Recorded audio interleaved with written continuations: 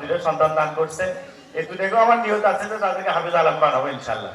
তার একজন এই মাদ্রাসায় পড়ে আমার ছেলে ক্লাস 1। আমাদের গ্রামে এত সুন্দর পড়াশোনা হয়, সব বিষয়ে ইংরেজি, বাংলা, অঙ্ক, আরবি সব বিষয়ে পড়াশোনা হয়।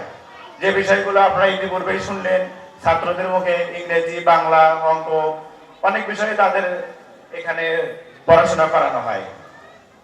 আর আমাদের মাদ্রাসায় যেভাবে পড়াশোনাগুলো করা হয়, আপনারা মাঝে মাঝে অভিভাবক সমাবেশ হয়, সবাই আসবেন, সবাই খোঁজ খবর নেবেন।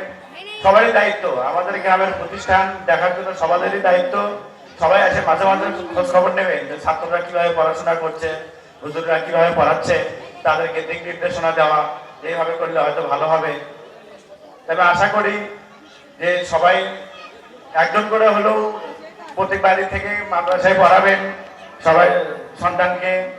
এই আশাবাদ ব্যক্ত করে আমার কথা শেষ করছি। আসসালামু আলাইকুম ওয়া রাহমাতুল্লাহ। এই মাদ্রাসা উন্নতি করুক এবং এই গ্রামের আশেপাশের সবার সহযোগিতা নিয়ে মাদ্রাসা দীর্ঘ হোক এই কামনাই করি। আসসালামু আলাইকুম ওয়া রাহমাতুল্লাহ।